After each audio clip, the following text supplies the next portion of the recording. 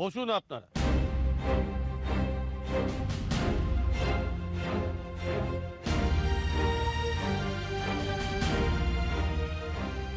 এখানে আপনারা সকলেই মুরব্বীগণ আছেন। আমার দুর্ভাগ্যের কথা আপনারা শুনেছেন। ওই সমস্ত মেয়েকে নিয়ে আমি কোথায় যাই বলুন দেখি? কে আমাদের ঠাঁই দেবে বলুন দেখি? সেসব তো বুঝতেই পারছি। তুমি তো এই গায়েরই মেয়ে, এখন কোথাও আশ্রয় না পেয়ে বাপের ভিটেতে আশ্রয় চাইছে। ঠিক আছে, তো ভালো কথা, সুখের কথা। হ্যাঁ, আমরা তো তোমায় এখানে থাকতে বারণ করিনি।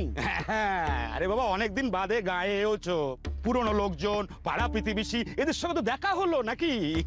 হেসে খেলে কাটিয়ে দাও না কতদিন। কিন্তু আনন্দপুর গায়ে তো কতগুলো নিয়ম কানুন আছে, সেগুলো তো আর তোমার জন্য ভেসে যেতে পারে না। তাছাড়া তোমার বাপ ঠাকুরদা, সে তো আমাদের খুব আপনজন ছিল। হ্যাঁ, তেনারা বেঁচে থাকলে তোমাকে শাসন করতেন, ভুল শুধরে দিতেন নাকি? 100 বার। আপনারা হচ্ছেন গুরুজন, আপনাদের আদেশ আমি মাথায় করে রাখবো। ব্যাস, তবে তো হয়েই গেল। তবে শোনো, এই সালিসি সবার বিধান হচ্ছে তোমাকে 7 দিন সময় দেয়া হলো। এই 7 দিনের মধ্যে তুমি তোমার মেয়ের বিয়ে পাকা করবে, না হলে তোমাদের এই গায়ে কিন্তু থাকা চলবে না।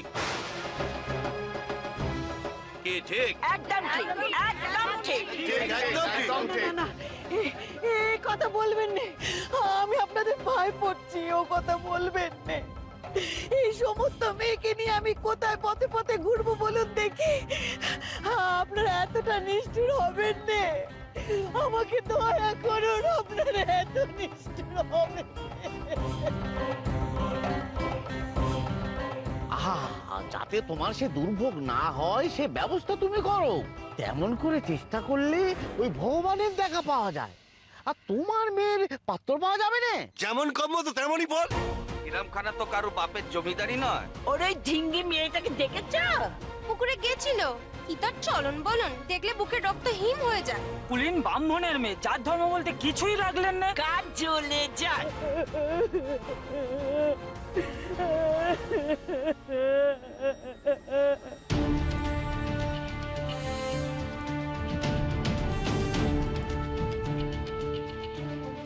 হরিমূর্তি,